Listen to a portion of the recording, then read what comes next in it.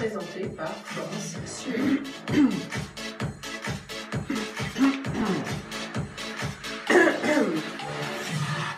Bonjour à toutes, bonjour à tous, je suis ravie de vous retrouver pour une nouvelle semaine. Bienvenue au bar de l'économie, bien sûr, et je suis accompagnée sur ce chemin de l'économie par Philippe à la technique, bien sûr. Merci pour votre fidélité, que ce soit en vidéo live, via Facebook, page bar de l'économie, en web radio ou en FM, bien sûr, 98.0. Et pour réécouter cette émission, connectez-vous sur la page YouTube bar de l'économie. Alors aujourd'hui, on va parler déconfinement et lequel pour le Val d'Oise, puisque vous avez entendu notre Premier ministre, le Val d'Oise a été stigmatisé, soi-disant nous sommes rouges, mais non, nous ne sommes pas rouges, ce sont les Hauts-de-Seine qui nous dépassent. Et donc le préfet, le Amaury de Saint-Quentin, sera avec nous aujourd'hui en direct pour en parler. Il est en poste depuis 1 an et nous ferons le point sur le déconfinement et puis pour voir un peu quelles mesures pour le Val d'Oise. Bien manger également, manger équilibré, manger des fruits, voilà, tel est notre thème ensuite du jour avec nos entreprises. Et pour cela, j'accueille Florent Bascoulergue. Bonjour. Bonjour Florence. Vous êtes le directeur du développement et de l'expérience client chez Quilibri, fondé par Bastien Moreau en 2018, donc en mode start-up. Et puis à vos côtés, Mike Théobald. Bonjour. Bonjour Florence. Vous êtes ingénieur et entrepreneur, vous êtes consultant chez Capgemini, vous avez fondé en 2018 Fruitaf. C'est l'arbre à fruits 4.0, alors j'en dis pas plus, c'est vous qui nous dévoilerez tout ça tout à l'heure, parce que c'est extrêmement ingénieux et d'ailleurs vous avez gagné un concours, le concours des startups fait par l'agglomération Roissy Pays de France, et on en saura bien sûr plus tout à l'heure. Et puis enfin nous aurons Clara Duchalet, qui elle aussi est entrepreneuse. Après avoir terminé ses études à Sciences Po, elle a monté Vépluche, une société d'économie circulaire appliquée aux biodéchets alimentaires. Là non plus, je vous en dis pas plus, elle vous racontera cette histoire qui est extrêmement intéressante. Et puis bien sûr, notre expert du jour, puisque je vous l'ai dit la semaine dernière, nos experts sont de retour, c'est Étienne Barrier pour sa chronique communication. Aujourd'hui, on entendra bien sûr des sons qui nous accompagneront en promenade musicale, mais tout de suite, quelques infos du jour. Et la première, c'est Édouard Philippe qui a présenté un plan d'aide pour les collectivités locales, un mécanisme de compensation des recettes fiscales et domaniales à hauteur d'environ 750 millions d'euros qui concerne entre 12 000 et 14 000 communes. Le gouvernement va doter de 1 milliard d'euros supplémentaires des fonds aussi pour accompagner les investissements verts des communes. Mais ce milliard, bien sûr, ça ne vous dit rien, mais si je vous explique que sur 36 000 communes, ça équivaut à 28 000 euros par commune, ce sera peut-être plus clair. Ou alors qu'un bus équipé handicap coûte 400 000 euros, un bassin de retenue d'eau pour 16 000 m3, eh bien ça coûte 16 millions d'euros. Le projet de la poursuite du train Épinay-Argenteuil-Sartrouville a coûté 1 milliard. Le T11 actuel qui circule entre Le Bourget et Épinay-sur-Seine a coûté lui aussi 1 milliard. Ou qu'un collège coûte 12 à 14 millions. Ben là, je pense que vous voyez un peu qu'un milliard, eh bien, finalement, ça n'est pas tant que ça pour des projets haut de gamme. Alors, attention aux échéances URSSAF pour les entrepreneurs. Les échéances, c'est bientôt, c'est le 5 juin et le 15 juin. Le report des cotisations salariales et patronales à partir de ce mois-ci est désormais conditionné à une demande préalable auprès de l'URSSAF, contrairement aux échéances précédentes. Vous devez maintenant remplir un formulaire de demande de report via votre compte cotisant sur Espace en ligne. Et en l'absence de réponse de l'URSSAF dans les 2 jours ouvrés de la demande de report, eh bien c'est considéré comme accepté. Ça veut dire que vous n'avez plus que jusqu'à demain pour faire cette demande de report. Si vous ne disposez pas de tous les éléments pour réaliser une paye complète, eh bien tant pis, vous le faites quand même, vous faites votre déclaration et vous pourrez la modifier en déposant une DSN annule et remplace jusqu'au 4 juin ou jusqu'au 14 juin. Et pareil pour le mois de juillet. Donc c'est encore des complications pour les chefs d'entreprise, mais c'est ça l'administration française. Allez, une info pour les femmes maintenant. La Direction générale de la concurrence et de la consommation et de la répression des fraudes alerte sur les coupes menstruelles qui peuvent se révéler très dangereux en cas de mauvaise utilisation chez les femmes porteuses d'une certaine souche particulière de staphylocoque allant jusqu'à des amputations et même des décès en cas du syndrome du choc toxique qui peut être donc mortel. Donc ces informations ne figurent bien sûr pas toujours sur les notices d'utilisation. Donc attention, faites-vous faire des tests pour savoir si vous êtes porteuse de cette fameuse souche avant d'utiliser ce type de produit. Autre information du jour, bien sûr, et c'est ce qui termine nos infos, c'est Renault qui a confirmé la future suppression de 4600 postes dans le pays et de 15 000 emplois dans le monde qui vont disparaître, et la réorganisation dans plusieurs sites français, à Flins-sur-Seine dans les Yvelines, à Caudan dans le Morbihan, à Dieppe en Seine-Maritime, à Maubeuge dans le Nord ou encore à Guyancourt dans les Yvelines. La filière automobile est en crise grave en France et les équipementiers représentent plus de 70 000 emplois et beaucoup travaillent pour Renault. Voilà, on va terminer nos infos du jour avec notre expert, Étienne Barrier, qui est en direct avec nous. Bonjour Étienne. Alors, quelle chronique, quelle spécialité en communication nous proposez-vous aujourd'hui? Absolument communiquer, même en période de crise. Alors effectivement, ces derniers mois ont été assez compliqués pour les entreprises et on a eu deux cas de chefs d'entreprise. On avait ceux qui étaient complètement paralysés par ce qui se passait et qui ont arrêté de communiquer, et puis ceux qui ont au contraire redoublé d'efforts et donc du coup qui ont continué à communiquer, etc. Il y a trois enseignements et trois raisons actuellement à savoir pourquoi il faut absolument communiquer. La première, c'est qu'il faut d'abord tenir informé ses prospects et ses clients. La chose importante, c'est que du coup, on va pouvoir leur expliquer si l'activité est arrêtée ou pas, si elle est partiellement arrêtée, et puis du coup, il y a des nouvelles conditions qui se sont mises en place. Ensuite, il faut aussi communiquer pour rassurer, notamment parce que on a mis en place des gestes barrières pour ses salariés, pour éventuellement les clients qui viennent, etc. Donc c'est important de dire que voilà, tout est fait pour maintenir la sécurité au sein de l'entreprise et pour les personnes qui viennent, qui s'y rendent. Donc ça, c'est la première chose qui est extrêmement importante, ça pourra vous donner une bonne image de l'entreprise. La seconde raison pour laquelle il faut communiquer, c'est parce que lorsqu'on arrête de communiquer, du coup, c'est les concurrents qui prennent la place qui est vide.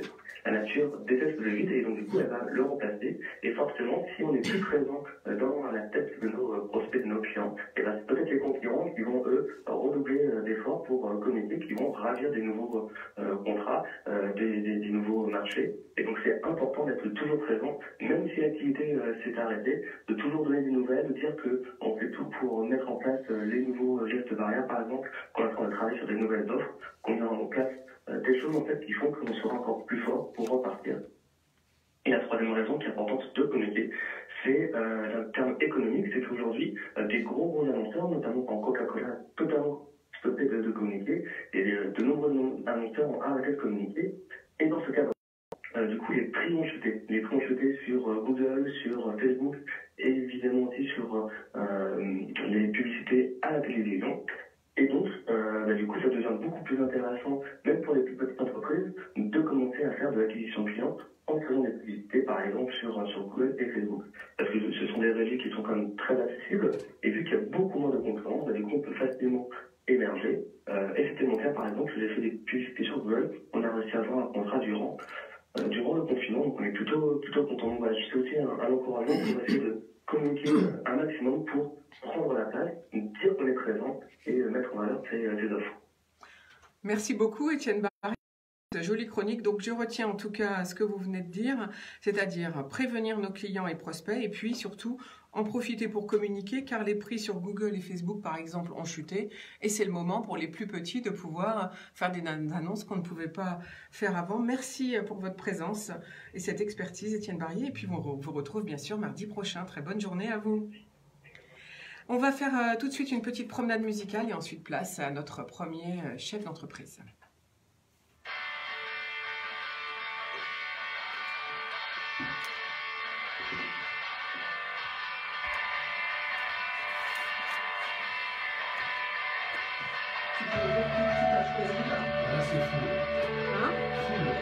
Ouais, ah oui.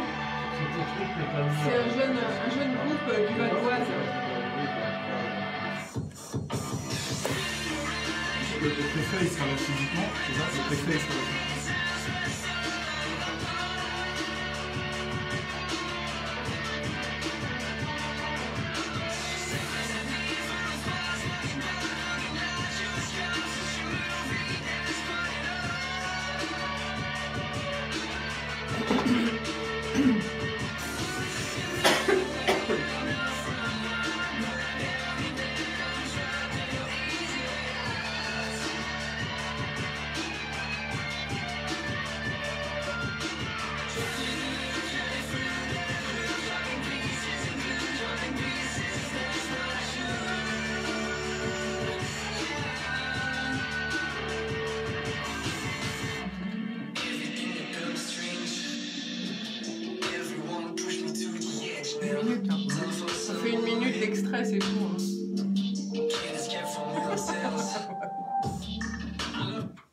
Nous voici de retour au bar de l'économie.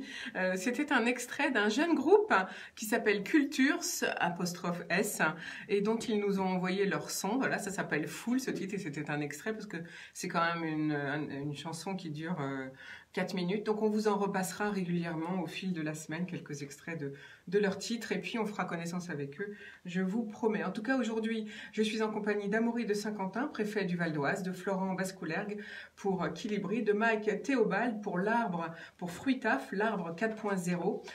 Et oui, même les fruits et les légumes se mettent à l'industrie du futur. Et puis aussi de Clara Duchalet qui a créé Vépluche. Et donc, eh bien, on retrouve tout de suite Florent Bascoulergue, alors que vous êtes le directeur du développement et de l'expérience client chez Quilibri. Alors fondé en 2018, donc ça fait très peu de temps finalement, presque 1 an et demi, on va dire. Et donc, comment est venu ce joli nom? Enfin, pour moi, ça me fait penser à Colibri et à Équilibre. Absolument, Florence. Alors, toute la réflexion autour du nom Quilibri, elle est justement centrée sur ces notions d'équilibre dans un premier temps, puisqu'on propose de démocratiser des solutions de rééquilibrage alimentaire.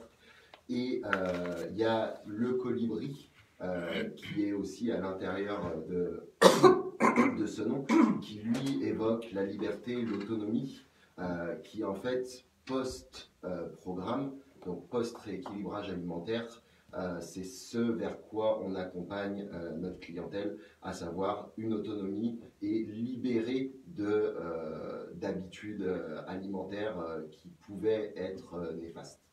Alors en fait, votre solution, finalement, vous proposez c'est un vrai régime alimentaire ou une cuisine, on va dire, diététique. Qu'est-ce que vous nous proposez exactement?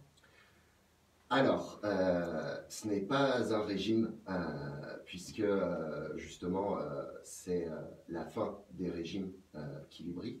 C'est véritablement un rééquilibrage alimentaire, c'est-à-dire apporter aux gens les quantités des bons aliments au bon moment. D'accord? Comment ça fonctionne concrètement? C'est-à-dire qu'on livre des plats à domicile, d'accord? Donc 2 fois par mois, nos clients reçoivent l'intégralité de leur nourriture pour 6 jours par semaine, puisqu'il y a à l'intérieur du programme un concept de journée libre par semaine qui est extrêmement important sur la route qui mène à l'autonomie. D'accord? Ça, c'était le premier pan de ce qu'on fait. Le second, c'est l'accompagnement diététique. D'accord? Donc, on a en interne une équipe de diététiciens nutritionnistes diplômés d'État qui assurent le suivi de notre clientèle et qui vont être en charge de tout l'aspect suivi, adaptation, personnalisation et optimisation du fonctionnement du programme avec un fort degré de personnalisation, que ce soit au niveau des plats, puisqu'ils vont pouvoir ajuster le contenu alimentaire du programme, ou au niveau du suivi diététique, de la reprise des bonnes habitudes, et y compris d'une forme de suivi comportemental, puisque souvent la perte de contrôle sur l'alimentation, elle découle de raisons comportementales, la raison pour laquelle on a ces spécialistes qui sont à l'intérieur de Quilibri et qui ont à charge d'assurer ce suivi et cet accompagnement. Alors, on va tout dire. En fait, vous proposez pour 14,50 € par jour, donc 6 fois, puisque vous avez dit il y a une journée de libre, des menus tout prêts finalement, et on se fait livrer. Alors, la première question, qu'est-ce qu'on a pour 14,50 €? Alors, pour 14,50 € par jour, vous avez un petit déjeuner, un déjeuner, une collation et un dîner. D'accord? Donc on a toute sa journée et on est accompagné au fil de la journée par à la fois des plats et puis des petites collations entre les plats. C'est ça? Absolument. Et donc finalement c'est très raisonnable comme prix pour nous accompagner par jour. Est-ce que je peux choisir mon plat? Si par exemple je n'aime pas le poisson, je peux dire non, moi je ne veux pas de poisson, j'ai pas envie cette semaine. Absolument. Alors, vous avez 2 niveaux de personnalisation, c'est-à-dire vous avez un niveau de personnalisation pré-programme, à savoir au moment où vous effectuez une commande, vous avez la possibilité de nous communiquer ce que vous n'aimez pas, ce que vous ne consommez pas pour quelque raison que ce soit.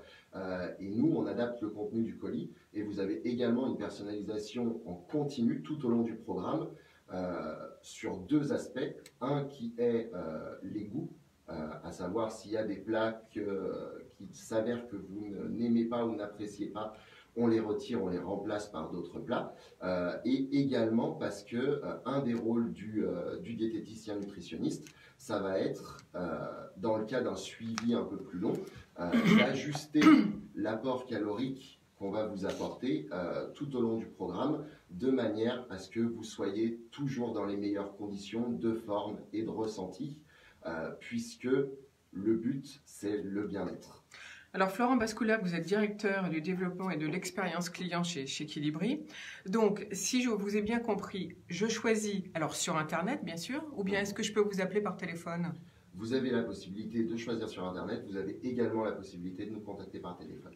Alors, imaginons que je vous contacte par téléphone, je choisis, je suis livré, vous avez dit 2 fois par mois, et je choisis mes plats pour 15 jours en fait, c'est ça? Et je peux appeler 2 fois par mois pour choisir mes plats?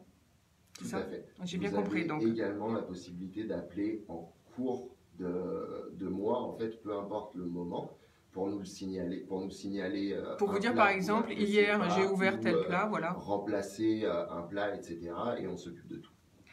Alors comment, enfin la grosse question, je pense que tout le monde doit se la poser, c'est comment peut-on garder la fraîcheur, j'allais dire, si vous nous livrez que 2 fois par mois pour 15 jours?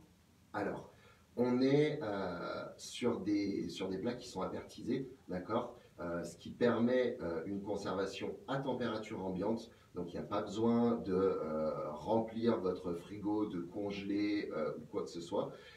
Les seuls produits qu'on ne livre pas, effectivement, pour des raisons que vous avez évoquées, ce sera les produits laitiers et les légumes et fruits frais. D'accord, donc en fait, vous allez, enfin j'ai pas bien compris, vous avez expliquez-nous le mot apertisé, qu'est-ce que ça veut dire? Alors l'apertisation, c'est tout simplement une méthode de pasteurisation qui permet la conservation des plats à température ambiante sans impacter négativement leur qualité nutritive. Et c'est pour ça que les nutritionnistes et les diététiciens sont là. C'est justement pour élaborer ces plats et être les garants tout au long du programme de la qualité, pas que du suivi, mais également de l'apport nutritionnel qu'on opère au niveau de notre clientèle. Et ces plats donc pasteurisés, quand vous dites, ça garde toutes les vitamines que le corps doit absorber? L'apport calorique qu'on amène à notre clientèle, il est contrôlé et les qualités nutritives également. Comme je vous le disais, c'est véritablement les diététiciens nutritionnistes qui sont au centre de tout ce qui est mis en place et qui ont à charge d'élaborer les plats, voilà, justement pour qu'ils respectent les contraintes que vous évoquiez. Alors vous dites même qu'on n'a pas besoin de les mettre au frigo, même par un temps comme aujourd'hui où il va faire 27 ou 29 degrés? Absolument. Donc ça c'est formidable finalement. Plus besoin de faire de cuisine et on se fait livrer, on a hâte de pouvoir commander, enfin en tout cas pour ma part c'est ce que je vais faire. Florent Bascoula, je vais vous proposer une petite minute de programme de balade musicale et puis ensuite on va directement interviewer le préfet s'il est avec nous en direct. Et puis après, je vous poserai des questions sur votre modèle économique parce que vous êtes en pleine levée de fonds, une sacrée somme, 3,5 millions d'euros. Donc on sera intéressé par votre modèle dans quelques minutes.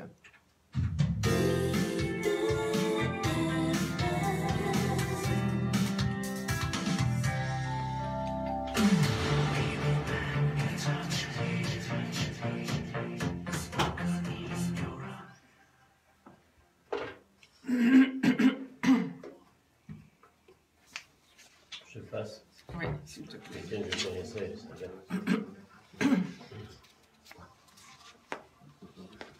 Tu vas avoir sa collaboratrice, je pense. Vas-y, ça va sonner.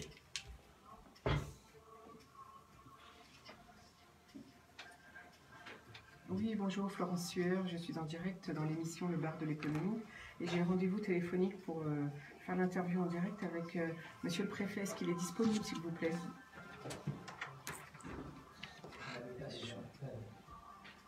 Ah bah oui, mais je ne peux pas patienter. Nous c'est du direct.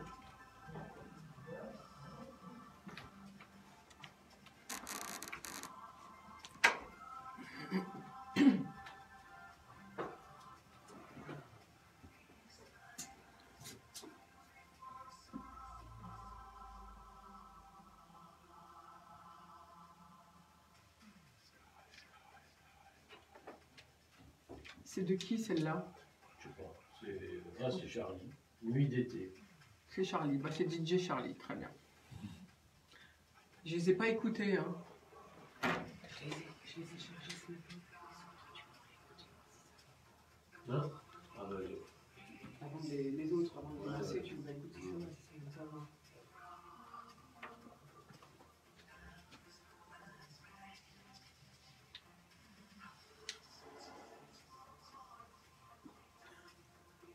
Allô? Merci, ça y est, ça va. Monsieur le Préfet, bonjour. Est-ce que vous allez bien? Vous êtes prêt? On peut faire le direct?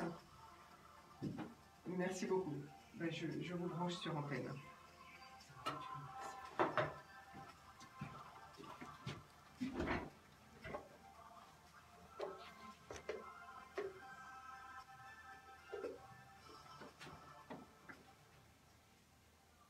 Monsieur le Préfet, merci beaucoup d'être avec nous en direct au Bar de l'économie. Vous êtes Amaury de Saint-Quentin, le préfet du Val d'Oise, arrivé il y a 1 an.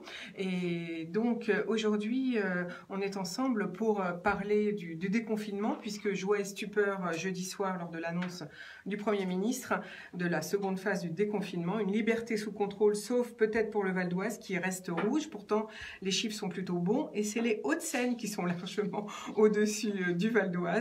Alors, quel déconfinement peut-on avoir en Val d'Oise, Monsieur le Préfet? Bonjour à toutes et à tous, merci pour votre invitation. Ensuite, concernant donc cette première question, vous dire qu'effectivement, je comprends à la fois l'incompréhension et la déception, en tout cas l'émotion qu'ont pu avoir un certain nombre de nos concitoyens dans le département, de Val-d'Oisiennes et Val-d'Oisiens, quand ils ont vu donc cette carte s'afficher lors de la conférence de presse du Premier ministre, avec un immense océan vert au niveau national et un petit îlot rouge au milieu. Il faut relativiser les choses et ne pas aller à l'essentiel et ne pas s'attacher à l'accessoire. L'essentiel, c'est que globalement en Île-de-France, donc les choses s'améliorent. Dans l'ensemble des départements, y compris dans notre département, je vous expliquerai pourquoi nous avons été en rouge sur cette première carte qui a été présentée.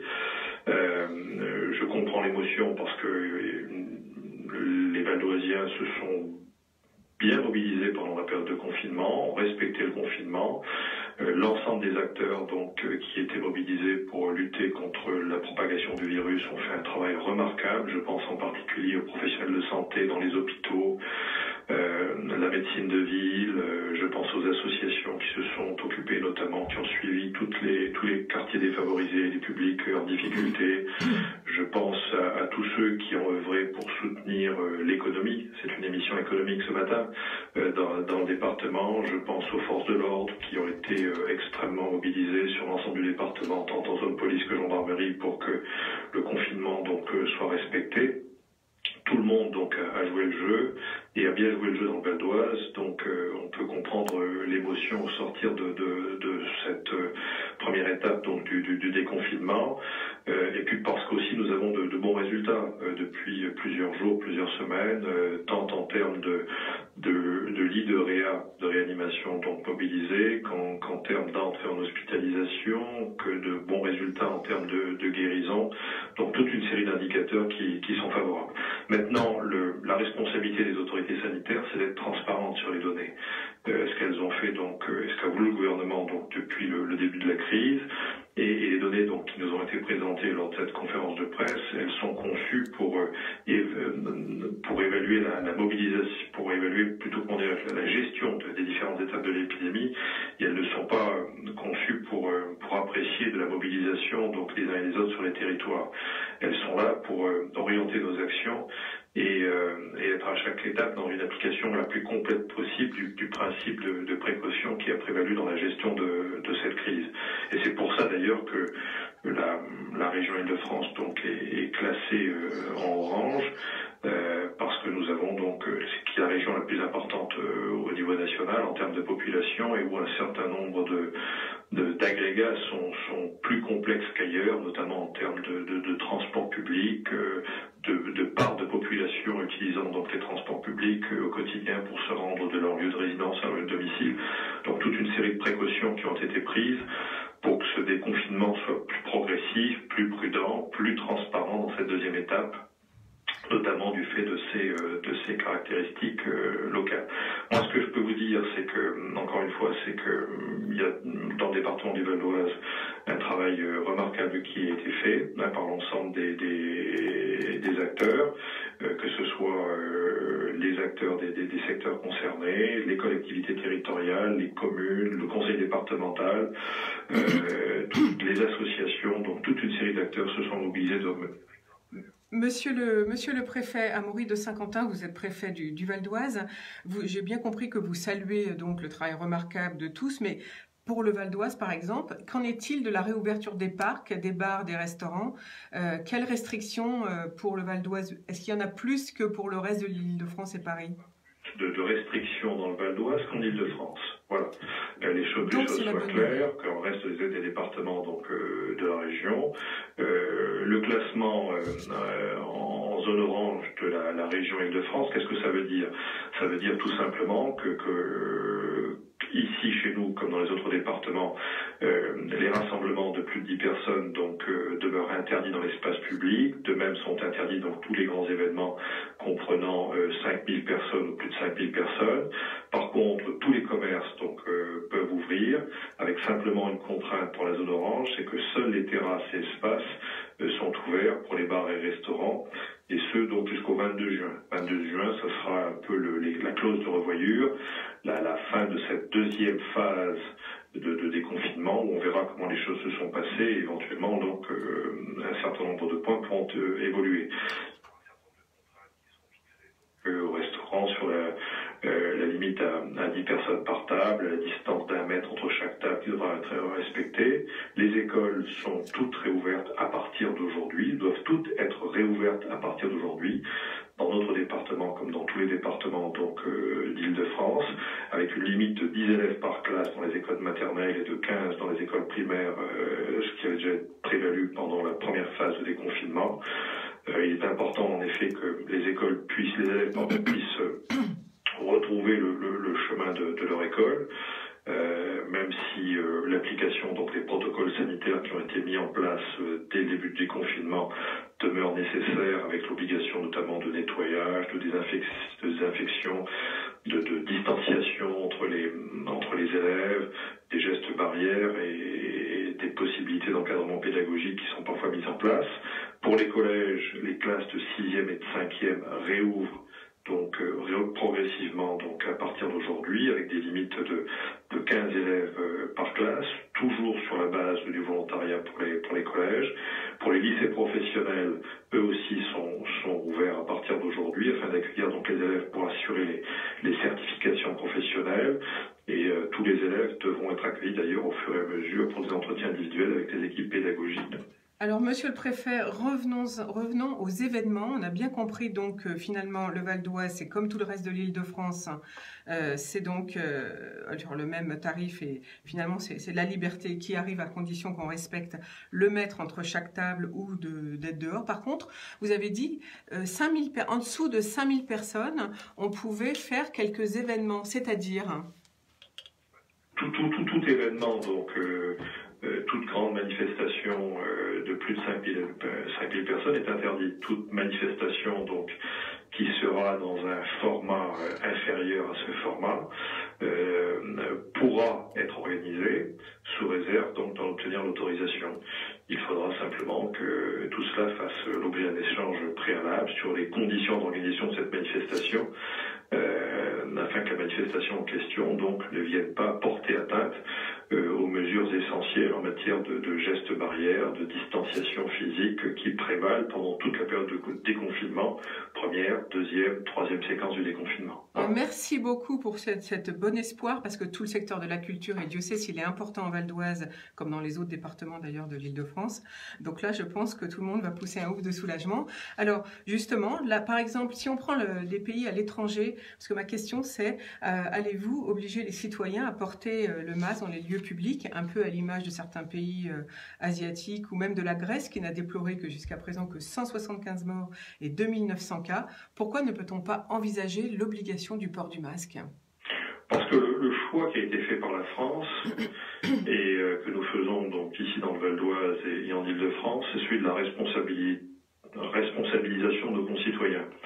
C'est de nous appuyer donc sur le sens de la responsabilité de l'ensemble de celles et ceux qui sont sur notre territoire et de leur faire confiance et de considérer que tout le monde a suffisamment conscience de la gravité de la situation pour porter un masque quand il l'estime nécessaire, notamment dans l'espace public. Nous pourrions, les préfets, les textes permettent aux préfets donc de prendre des mesures plus radicales, plus directives.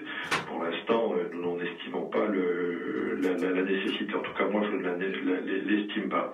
Par contre, il y a des lieux où le port de ce masque est obligatoire.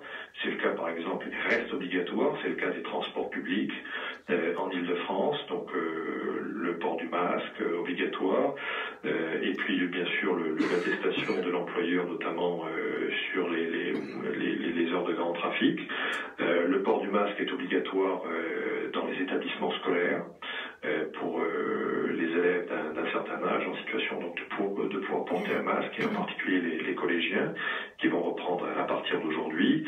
Il peut être obligatoire dans les parcs et jardins ou imposant certains parcs et jardins ou les marchés. En tout cas, il est recommandé.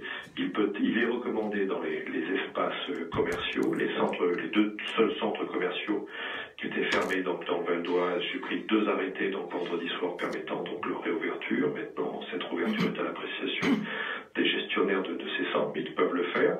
Et les commerçants qui sont dans ces centres peuvent demander à ce que les clients qui viennent dans leur magasin aient un masque. L'entrée dans ces magasins peut être soumise donc à l'appréciation de chaque commerçant au port du masque. De manière générale, pour le port du masque dans l'espace public, je considère que c'est à nos concitoyens donc de se prendre en responsabilité. Je pense qu'il ne faut pas être en permanence derrière eux, qu'il faut aussi qu'ils puissent par eux-mêmes apprécier donc de l'importance, de la gravité donc de la situation et mettre leur masque quand il le faut. Amaury de Saint-Quentin, je rappelle que vous êtes préfet du Val d'Oise, donc vous venez de dire que le port du masque est toujours obligatoire dans les transports publics, qu'il faut une attestation employeur pour prendre ces transports publics pendant les heures de pointe, si je puis dire. À l'école, c'est aussi obligatoire, le port du masque, et puis dans les parcs et jardins et les espaces commerciaux. Alors en tant que... Ça ne l'est pas, ça pourrait l'être si effectivement il était constaté qu'il y avait des regroupements de personnes ou une affluence donc telle que le port du masque imposerait de venir compenser une absence de distanciation physique. Mais pour l'instant, ça ne l'est pas. Et ça pourrait l'être, les textes permettent. Alors, autre question, si vous voulez bien, Amaury de Saint-Quentin, je rappelle que vous êtes préfet du Val d'Oise. Il va y avoir le concours pour les étudiants en médecine qui va se dérouler les 16, 17 et 18 juin à Villepinte. C'est vrai que c'est dans le 93, mais d'habitude, tous les élèves se répartissent dans les hôtels qui sont, eux, dans le 95. Comment va-t-on faire ? Les étudiants en question, s'ils doivent donc être hébergés dans les hôtels, pourront être hébergés dans les hôtels. Il n'y a strictement aucune difficulté pour cela. Les hôtels sont ouverts, peuvent réouvrir pour ceux qui étaient fermés et accueillir des élèves. La seule contrainte qu'il y a dans le fonctionnement des hôtels, c'est que les espaces de restauration collective donc ne pourront pas réouvrir. Le room service, comme on dit dans les hôtels, donc pourra fonctionner, c'est-à-dire le repas à la chambre. Ce que nous nous avons fait d'ailleurs encore à Roissy ces derniers jours pour accueillir des étudiants ultramarins qui rentraient chez eux. Donc il n'y a aucune difficulté pour que les hôtels qui traditionnellement accueillaient des élèves dans le cadre de ces concours puissent donc à nouveau le faire pour notamment ces concours de médecine. Merci beaucoup. Donc là aussi, c'est une très bonne nouvelle, Monsieur le Préfet. Alors, dernière question. Je sais que vous êtes très proche du milieu économique en Val d'Oise puisque vous faites des réunions tous les mardis matins. Quelle est votre analyse de la situation économique et comment on envisage le futur?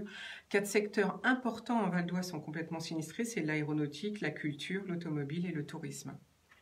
Alors, bon, la situation est préoccupante, mais elle l'est assez logiquement après plus de 2 mois de confinement et un certain nombre de mesures donc, qui s'imposaient au regard de la gravité de la crise sanitaire et qui ont nécessairement contribué donc, au ralentissement de notre économie, ici dans notre pays, comme dans beaucoup d'autres pays en Europe et dans le monde.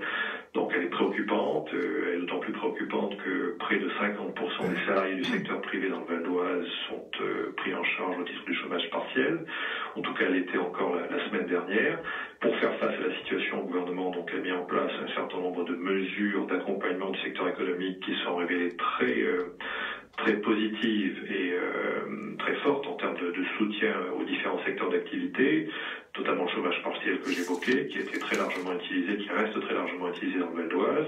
Je pense notamment aux prêts garantis de l'État. Il y a près d'1,2 milliard d'euros qui ont été sollicités par des entreprises du Val d'Oise et qui sont garantis par l'État, et ce chiffre ne cesse d'évoluer à la hausse. Dans un dispositif qui relève à la fois donc de l'État, mais aussi du Conseil régional, un dispositif complémentaire donc vient soutenir les entreprises valdoisiennes et qui est très efficace. Il y a toute une série de mesures qui sont également mises en place, comme la médiation du crédit, qui apporte des soutiens donc efficaces à un certain nombre d'acteurs économiques. Vous avez aussi un dispositif que je suis en train de mettre en place, que j'ai inauguré donc la semaine dernière, qui avait existé à l'époque de la crise de 2008, qui est le CODEFI, qui est une petite structure donc qui va faire un suivi plus particulier des entreprises qui sont en difficulté et que nous allons donc nous efforcer d'accompagner dans les semaines à venir, au fur et à mesure donc que celles-ci seront identifiées par les acteurs, que ce soit le commissaire au redressement productif, la médiation du crédit, la Banque de France ou le chef d'entreprise lui-même qui nous contactera au travers donc de la direction départementale des finances publiques. L'idée, c'est vraiment d'être à la fois dans l'anticipation et dans l'accompagnement au meilleur niveau possible pour que nos entreprises, en tout cas celles qui ont un potentiel de redressement et qui ont une capacité donc à redémarrer, puissent le faire dans les meilleures conditions et le plus rapidement possible. Merci beaucoup pour cette bonne nouvelle, bon espoir. Je répète bien sûr ce que vous venez de dire, Monsieur le Préfet. Donc 1,2 milliard demandé en prêt garanti par l'État pour le Val d'Oise. La médiation du crédit s'est bien sûr mise en place. Et puis surtout, cette nouvelle mesure que vous avez mise en place la semaine dernière, le CODEFI, pour les entreprises en difficulté. Il faudra bien sûr qu'ils se rapprochent de la direction départementale des finances publiques. Merci Monsieur Amaury de Saint-Quentin d'avoir fait ce point économique avec nous ce matin. Je propose qu'on se reprenne rendez-vous au mois de septembre pour faire un nouveau point si vous voulez bien. À très bientôt. Je vous propose, bonne journée à tous, et je vous propose une petite balade musicale pour poursuivre cette émission. Vous êtes sur IDFM Radio Anguin, la radio du bien-être. Allô? Voilà.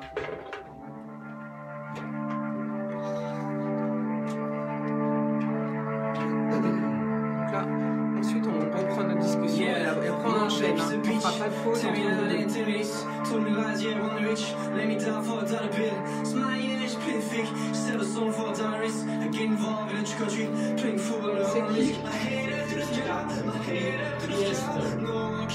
Ah oui, d'accord.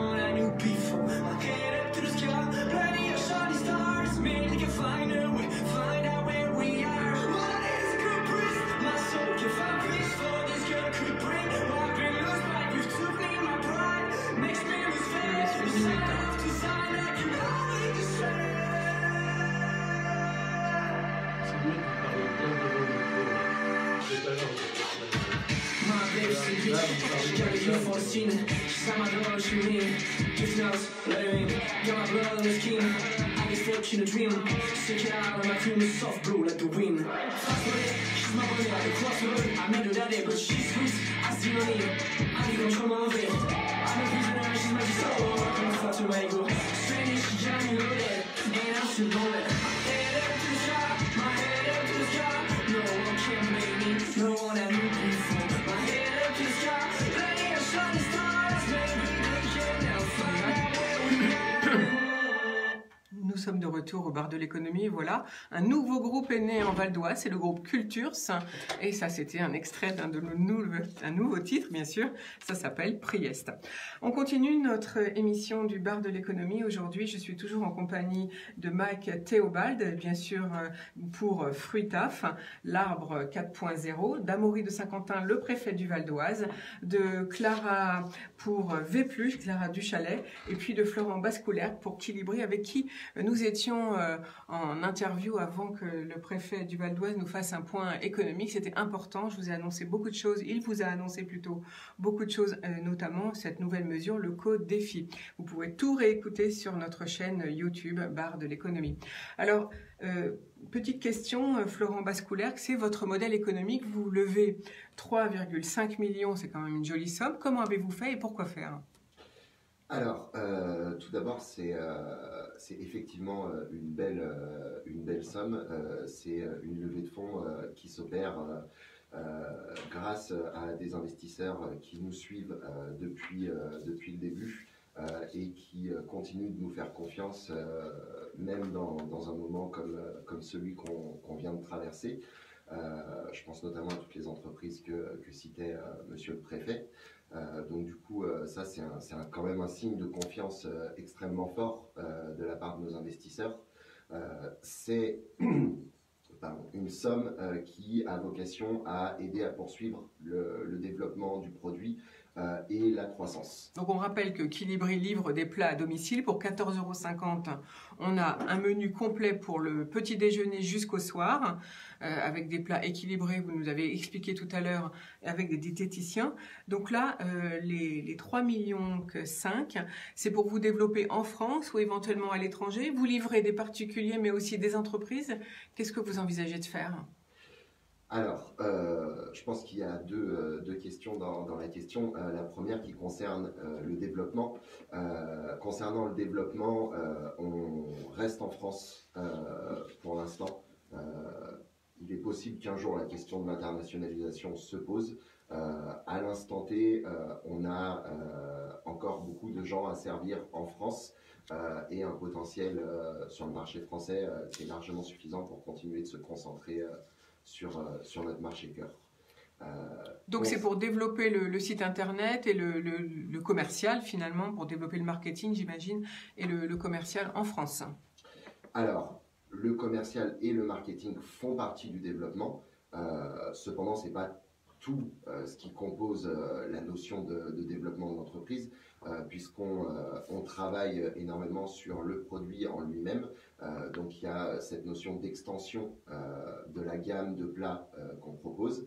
Il y a aussi cette notion d'extension de la gamme de services qu'on propose, puisqu'on a introduit très récemment des cours de sport digitalisés dans notre palette de services, ce qui très concrètement nous positionne comme le seul acteur à avoir une approche holistique du souci de la reprise de contrôle sur l'alimentation et sur les habitudes alimentaires.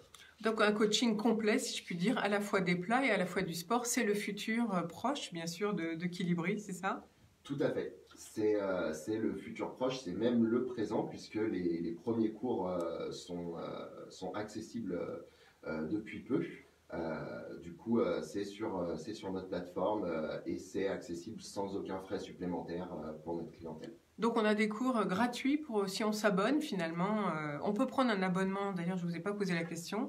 C'est libre l'engagement ou il faut s'engager sur quelques semaines, quelques mois ? Alors, ce qu'il faut bien comprendre, c'est que dans tout ce qu'on fait, il y a une notion qui est essentielle, c'est la notion d'objectif pour le client ou la cliente. D'accord ? La durée du programme elle est en réalité conditionnée par cet objectif, quel qu'il soit, que le client définit avant de se lancer. Il y a différents formats de programmes, donc vous pouvez acheter une semaine, 1 mois, 2 mois ou 4 mois, d'accord, sachant que c'est libre d'engagement. Ça, c'est une bonne nouvelle. Donc, c'est libre d'engagement. À quel moment vous êtes on peut libre arrêter d'interrompre le programme. Alors, je le disais, Florent Bascoulard, Equilibri a été fondé par Bastien Moreau. À l'époque, ça s'appelait Panier Minceur, si je me souviens bien. Mais vous avez des offres d'emploi à pourvoir. Quelles sont-elles ? Tout à fait. Alors, en termes de recrutement, tout d'abord, on est 35 à l'instant T. D'accord. On était, pour vous donner un ordre d'idée, en fin octobre 2019, on était 8. Donc, ça permet d'avoir une idée un peu contextualisée de la croissance. Donc, en 6 mois, vous êtes passé de 8 à 35 personnes. Absolument. Et donc, j'imagine que c'est pour ça que vous avez aussi levé des fonds. Donc là, vous avez plusieurs postes à pourvoir. Quels sont-ils ? Tout à fait. Alors, on recrute sur des postes de commercial, sur des postes de diététicien nutritionniste, sur des postes d'ingénieur principalement en informatique. D'accord. Et il y a 1 ou 2 postes qui sont ouverts au niveau de l'équipe marketing. Alors, pour pouvoir postuler, on vous contacte comment, Fabien Bascolergue ? Alors, vous avez la possibilité de nous trouver sur LinkedIn, vous avez la possibilité de nous contacter par mail ou tout simplement de nous passer un coup de fil si vous souhaitez vous renseigner, sachant que principalement les contacts vont s'opérer via LinkedIn, email, et on est disponible sur les plateformes de recrutement comme Welcome to the Jungle. Bien sûr. Alors justement, ça va intéresser Mike Théobald qui, lui, est en plein développement de fruits, de l'arbre fruitier 4.0. Alors Mike, c'est très intéressant ce que vous proposez pour votre objet. L'entreprise s'appelle Fruitaf. Donc vous, actuellement, vous menez une double carrière, j'allais dire. Vous êtes consultant chez Capgemini et vous avez gagné le challenge de l'agglomération Roissy Pays de France pour justement l'arbre fruitier 4.0. Qu'est-ce que c'est que l'arbre fruitier 4.0, Mike Théobald ? Alors, l'arbre fruitier 4.0, c'est vraiment un concept en fait dont l'objectif en fait est de faciliter la consommation de fruits hors domicile. Et quand je dis hors domicile, c'est notamment sur les lieux de travail et éventuellement les salles de sport. Donc en gros, à l'heure actuelle, les entreprises et les salles de sport sont les 2 cibles principales, sachant que le concept il peut être déployé un peu partout. Alors en quoi consiste ce concept ? En fait, c'est vraiment en fait comme je disais, de faciliter la consommation des fruits hors domicile, mais en fait de permettre aux consommateurs d'acheter des fruits sur leur lieu de travail de la même manière qu'ils le feraient s'ils étaient en grande surface ou sur un marché. C'est vrai qu'on pense, vous avez raison, parce qu'on pense aux zones industrielles, j'allais dire, où là il y a peu de magasins et il y a quand même beaucoup de femmes qui travaillent. Les femmes sont très consommateurs de fruits, on a du mal à en trouver. Donc c'est une excellente idée. Alors ça se présente comment, ces fruits que vous nous proposez ? Alors justement, les fruits se présentent en fait, ils sont, on va dire, dans une vitrine en fait, qui a l'apparence d'un arbre, d'où le nom du concept, arbre fruitier 4.0. Et pourquoi 4.0 ? Parce qu'en fait, il intègre pas mal de technologies. Et en fait, les fruits, ils sont présentés dans cette vitrine, ils sont en vrac, ils ne sont pas emballés.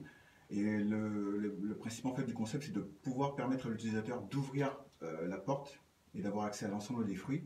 À partir de là, l'ensemble des technologies implémentées, c'est-à-dire système de vision artificielle, des capteurs de pesage, etc., vont analyser la transaction et voir en fait qu'est-ce que l'utilisateur a pris. Donc ça veut dire que s'il prend une banane ou une pomme, enfin une banane et une pomme, ben en fait, tous ces systèmes-là vont analyser ça, vont lui afficher le prix à l'écran, et s'il est d'accord, il refermera la porte de la vitrine, de l'arbre fruitier 4.0, et c'est là qu'il sera débité, en tout cas, du montant indiqué. Alors, petite précision, et je ne l'ai pas dit, c'est que en fait, pour ouvrir l'arbre fruitier 4.0, à savoir la vitrine, il faudra utiliser un moyen de paiement électronique, une carte bancaire ou son téléphone. À ce moment-là, il y a une empreinte qui sera prise, et c'est de là en fait que la transaction pourra s'effectuer. Alors, j'imagine que vous avez bien réfléchi à votre système d'arbre fruitier 4.0, mais comment vous allez vous assurer que la personne ne prend pas plus de fruits que ce qu'elle avait demandé au départ ? Alors justement, c'est d'où le principe en fait de l'utilisation de moyens de paiement électronique. Ça veut dire en fait que comme je le disais, en fait, pour ouvrir la machine, en fait, il faudra justement utiliser sa carte. Et à partir de là, il y a une préautorisation qui sera faite. Si elle est validée, ça veut dire qu'il y a une empreinte de 30 € qui sera mémorisée. Et en fait, l'utilisateur va se servir, il va prendre un ou plusieurs fruits. Et en fonction de ce qu'il aura pris, en fait, c'est quand il va refermer la porte qui sera débité du montant exact de ce qu'il a pris. Si vous voulez, en fait, c'est un peu le même fonctionnement que les stations essence. Hein, quand on fait de l'essence. C'est ce que j'allais dire. Voilà, c'est un peu le même fonctionnement. Donc en fait, on déclare le montant. Là, vous donnez l'exemple de 30 €, mais ça peut être 20 ou 10. Exactement. Et puis ensuite, on est débité que du réel qu'on consomme. Ça, c'est une très bonne idée. Alors, ce montant, il est fixe, hein, pour information. Donc, ce sera 30 ou 50 €. Ça dépendra. Alors, donc là, alors comment vous allez, parce que là, vous êtes en plein développement, avec qui développez-vous ces produits? Parce qu'il faut des entreprises qui fabriquent. Est-ce que tout est fait en Val d'Oise? Et puis, deuxième question, pour les fruits, est-ce que vous allez travailler avec des producteurs locaux? Comment vous allez vous faire? Alors, ce qu'il faut savoir, c'est que là, à l'heure actuelle, en fait, on travaille avec plusieurs partenaires. Quand je dis on, c'est moi et mon associé, enfin mon associé récent. Ça veut dire qu'on travaille avec plusieurs entreprises qui sont basées au niveau national. Donc, la première qui est spécialisée en métallurgie, ils sont en Vendée, donc c'est Borasso Industrie, qui eux se chargent de la conception de la structure métallique. Une autre entreprise qui est basée à Créteil, qui est spécialisée en système en moyen de paiement électronique. Un autre bureau d'études qui eux sont du côté de la Savoie. Et globalement, enfin voilà, avec qui actuellement nous travaillons en tout cas pour créer ces machines. Après, pour ce qui est des approvisionnements, alors oui, l'idée en fait, c'est vraiment aussi de pouvoir s'approvisionner auprès de producteurs locaux de manière à favoriser les circuits courts. D'autre part, on a histoire de varier et de proposer beaucoup plus de fruits aux consommateurs, c'est-à-dire qu'on a d'autres fournisseurs qui eux sont basés à Rungis.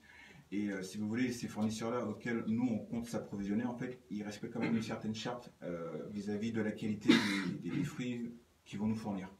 Alors Mike Théobald, je rappelle que vous êtes en plein développement de fruits TAF, l'arbre fruitier 4.0, c'est donc une vitrine réfrigérée qui va être installée dans les entreprises ou peut-être dans les institutions publiques aussi, bien sûr, on peut dire les mairies.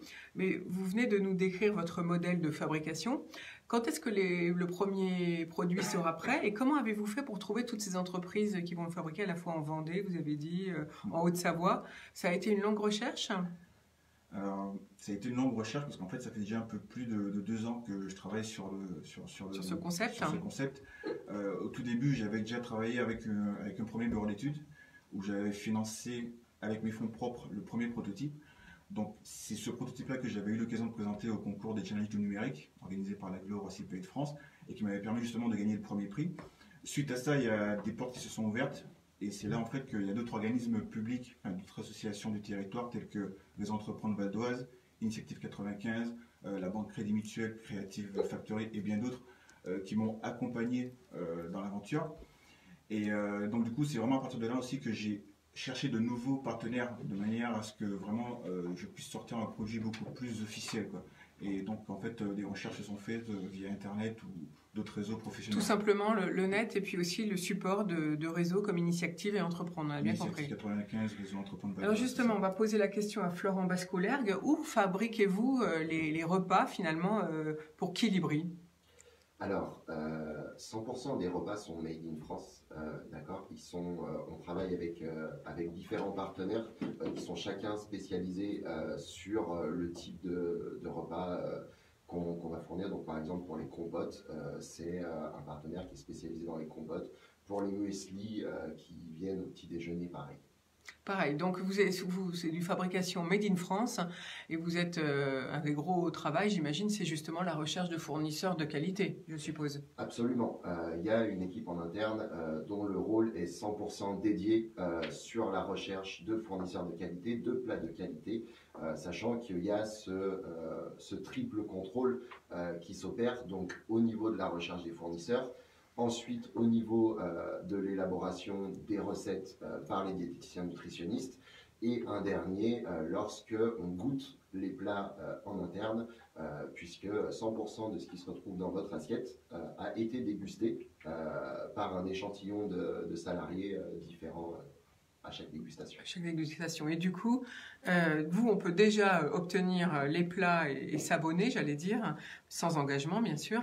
Donc là, on va rappeler le nom de la plateforme, Florent Bascolergue. Absolument. Alors, c'est www.equilibri.fr. D'accord.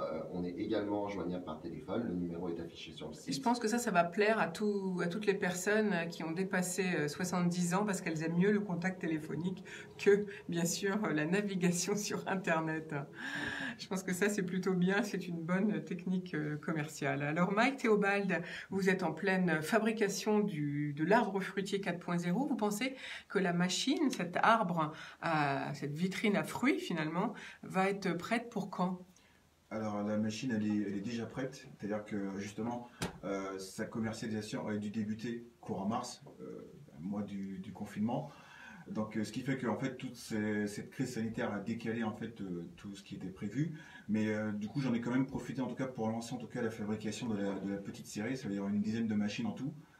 Pour lesquelles, pour la plupart, j'ai déjà pas mal de personnes intéressées. Pourquoi ? Parce qu'en fait, par rapport au business model, ça je ne l'ai pas dit, mais l'idée c'est vraiment de fournir gratuitement ce service. Ça veut dire que moi, en tant que prestataire, je vais positionner gratuitement la machine, je vais m'occuper du réapprovisionnement, de la tarification, de la maintenance, et en fait, c'est totalement gratuit pour l'entreprise. Ça veut dire que moi, en contrepartie, je me rémunère sur chacune des ventes. Donc voilà le business model en tout cas.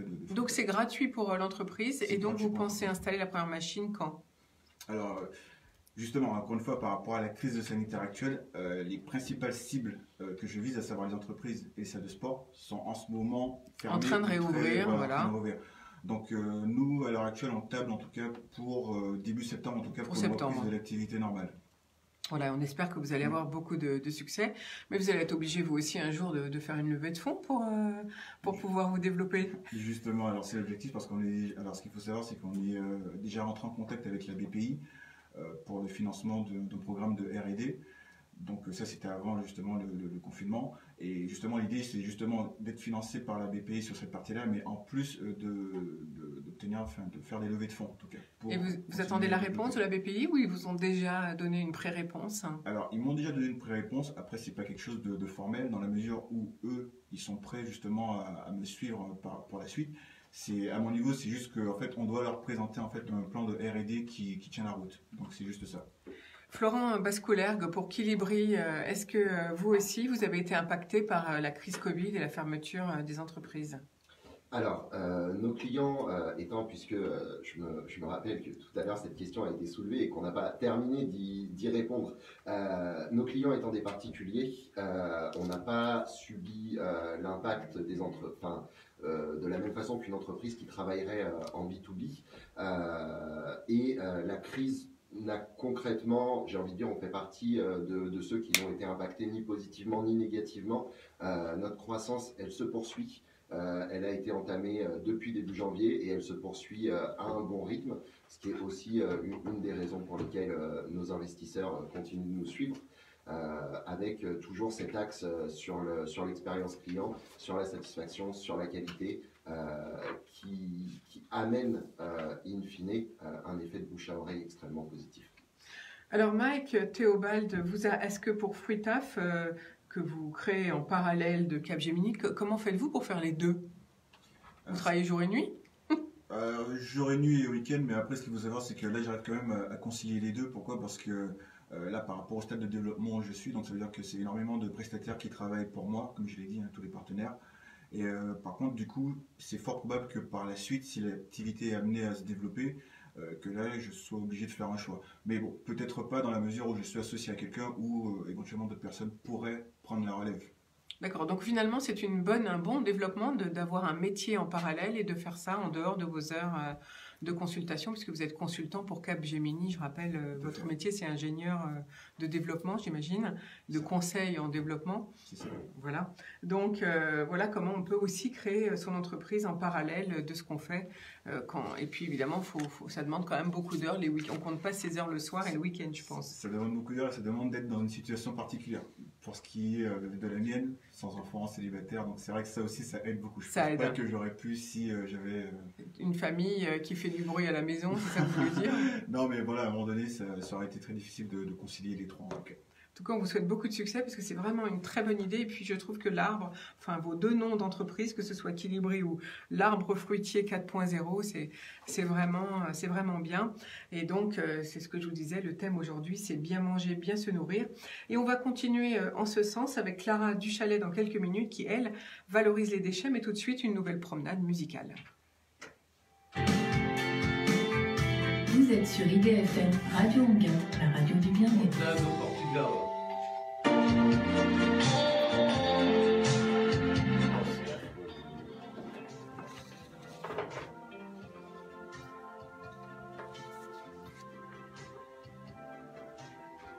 Alors elle est jeune aussi, hein, elle a 26 ans et elle a fait Sciences Po.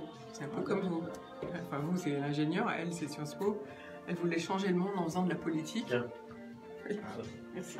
Ça, je préfère.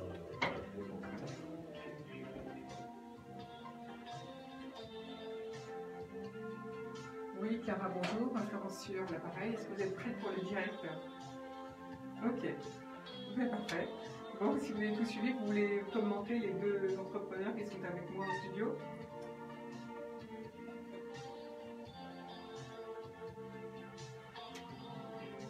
Bah, le tout premier, c'est Quilibri, qui propose des plats, enfin, des menus complets pour rééquilibrer son régime alimentaire.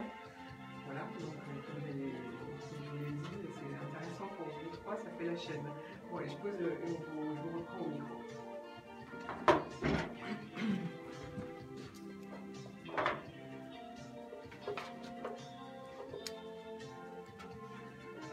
Et elle est en plein sur son projet.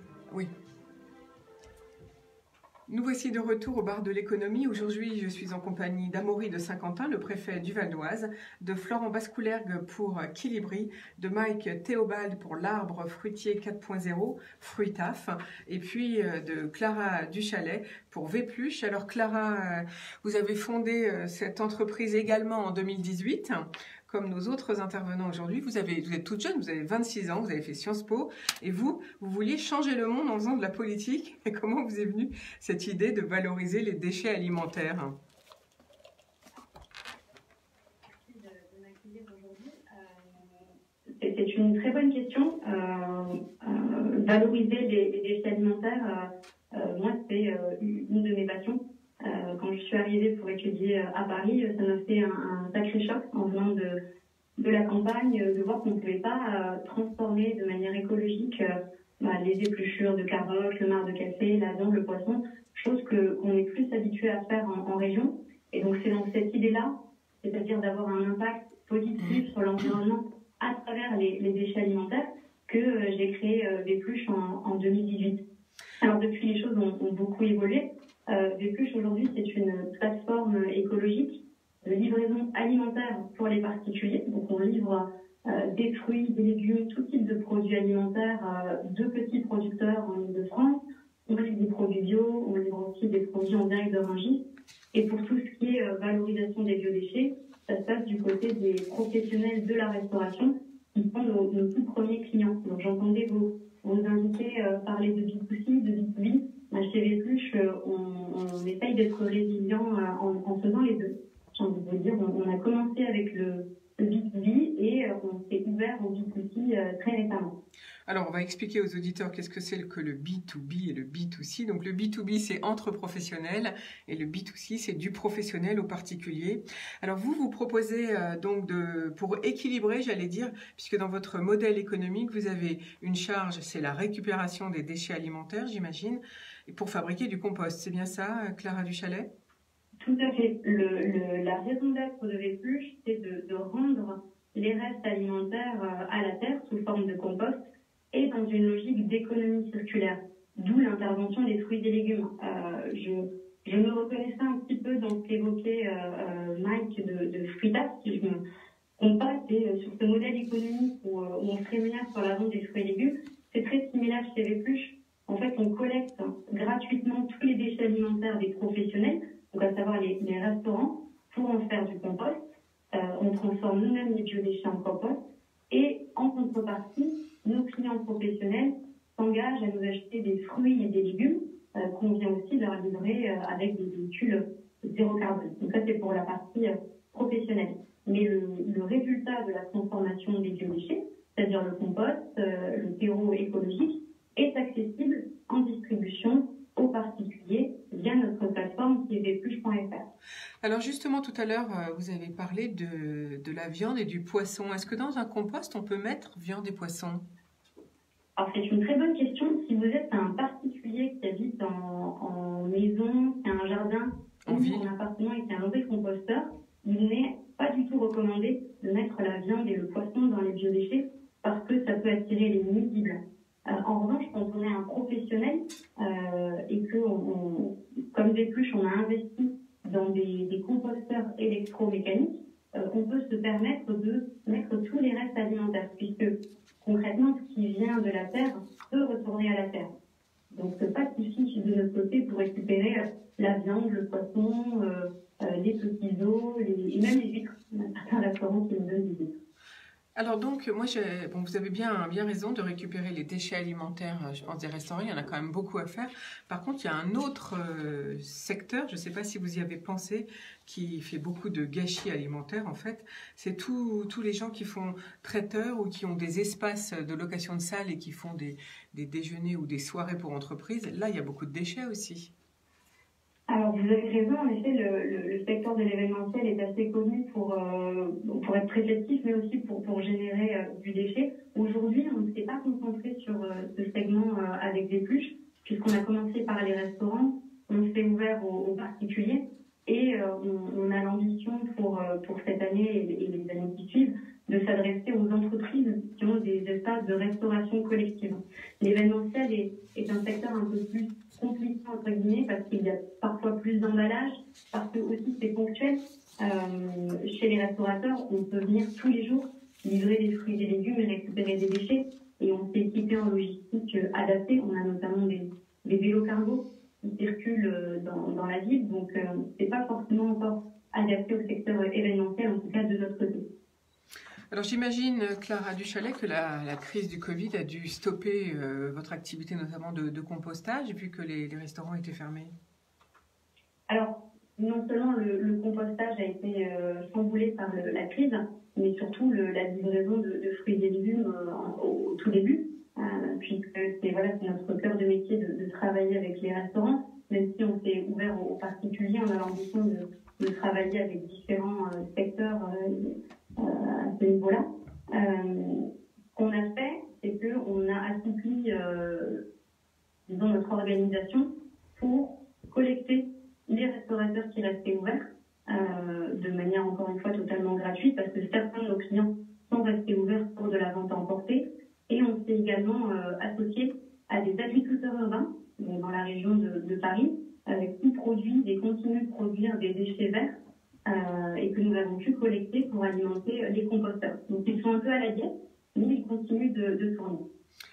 Donc ça va reprendre là petit à petit avec la réouverture au fur et à mesure à partir de cette semaine, j'imagine. Alors, vous avez une formule assez rigolote. Vous dites « offrez mieux que des fleurs pour la fête des mères », c'est-à-dire?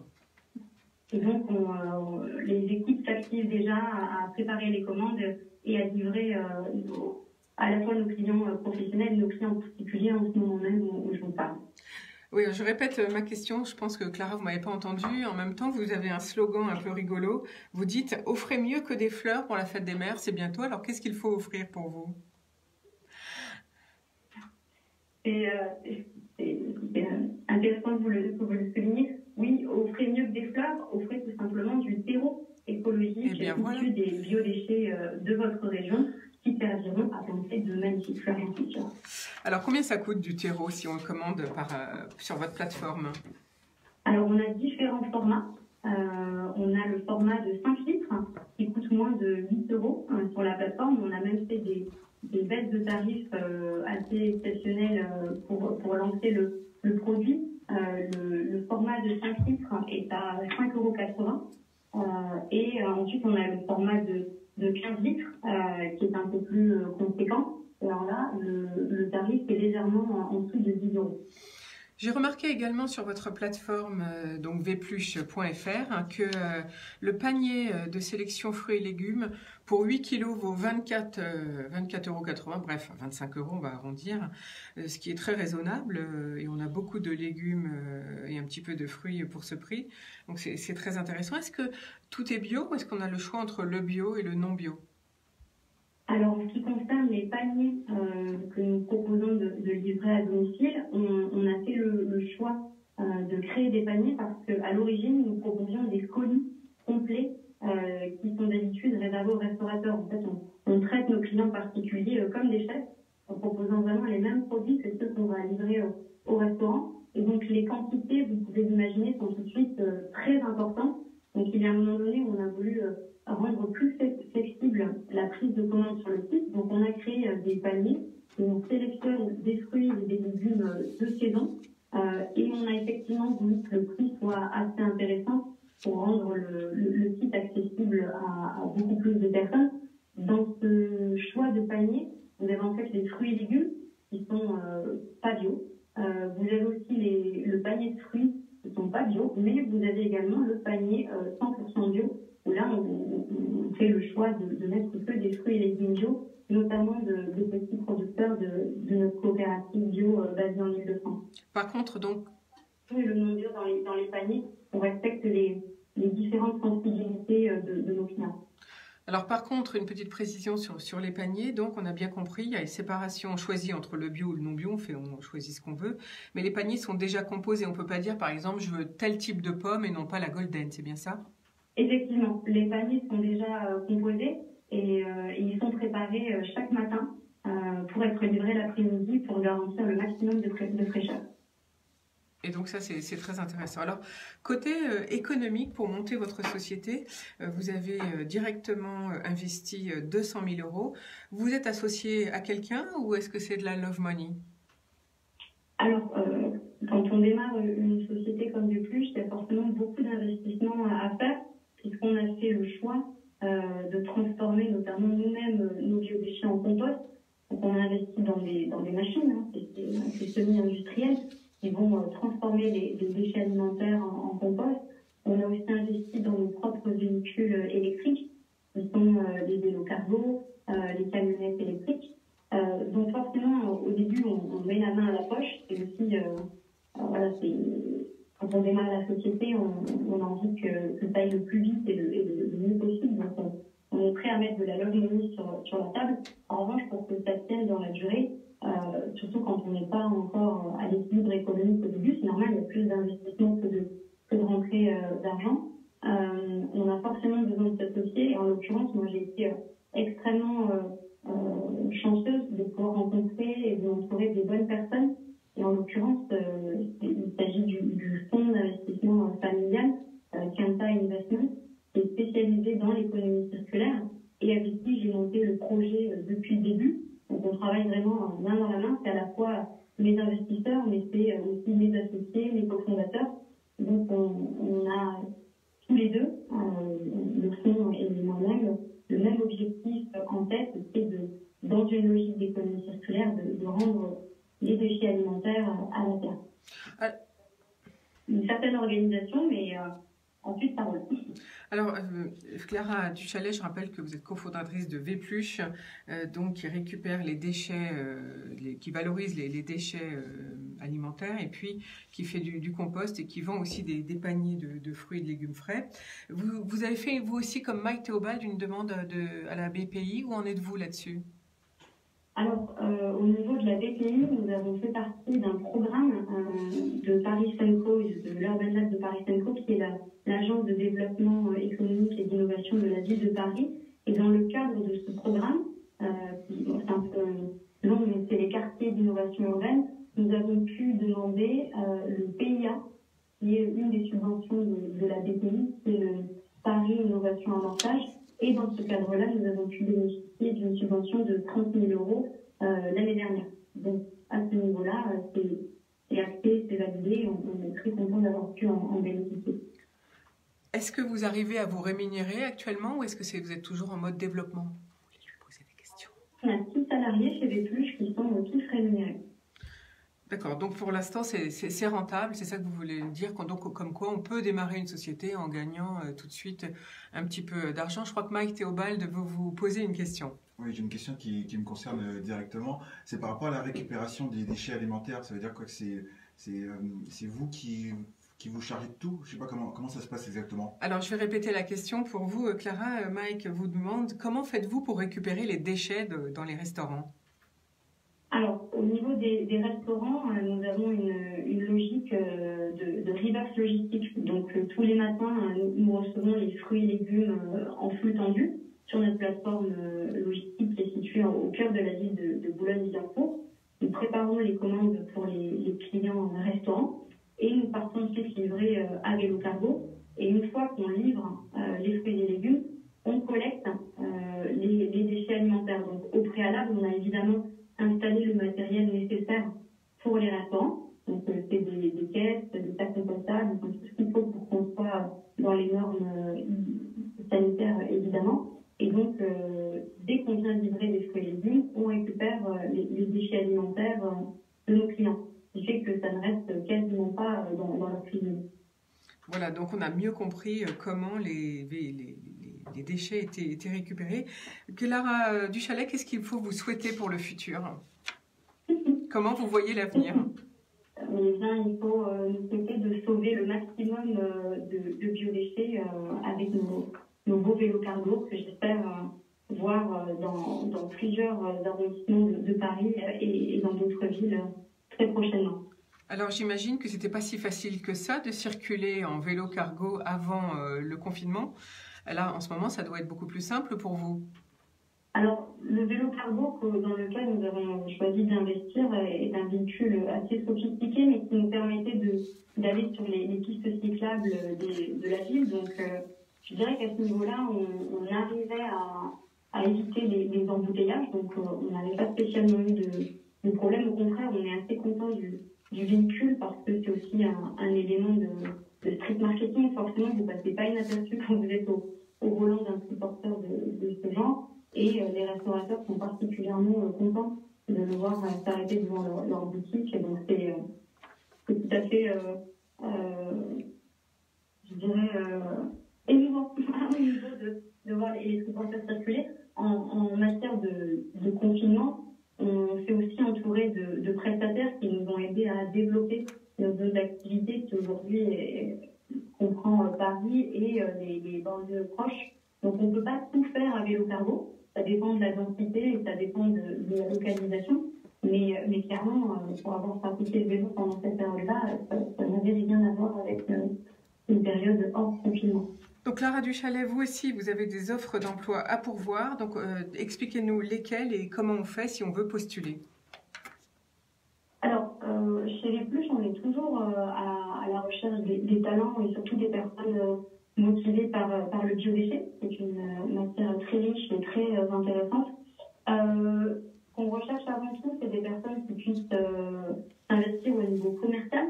Après, je dois dire que nous, on fonctionne beaucoup au feeling. Si on trouve des personnes compétentes, encore une fois, et très motivées, il y a plein de choses à faire chez les Pluches et on regardera toutes les candidatures avec attention. Merci beaucoup d'avoir été avec nous et on va poser la même question à nos deux autres entrepreneurs.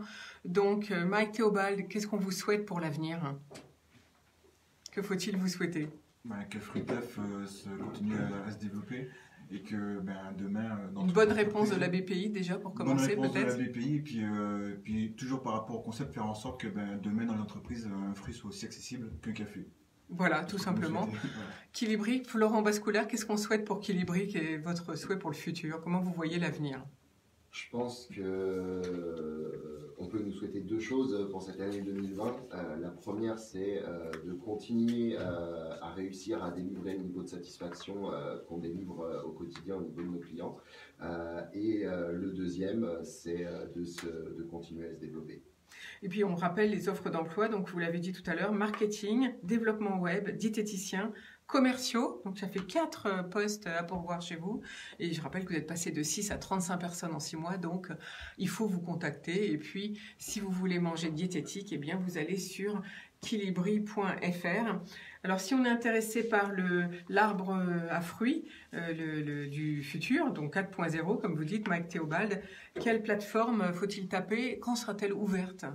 Alors, pour l'instant, le site internet il est en construction, mais on peut être joint par le biais du site, en tout cas, en laissant un mail ou on nous appelle. Donc, on peut déjà vous envoyer un mail sur fruitaf.com? C'est ça, tout à fait, oui. Voilà, donc vous savez tout maintenant. Et puis si vous voulez réécouter tout ça, eh bien vous allez sur la chaîne YouTube. Cette émission va s'achever. On va vous proposer une nouvelle, bien sûr, promenade musicale. Et puis profitez bien de cette belle journée d'été. Il y a encore 2 ou 3 jours d'été après. Ça chute de 10 degrés les températures. Et donc je vous souhaite une très belle journée.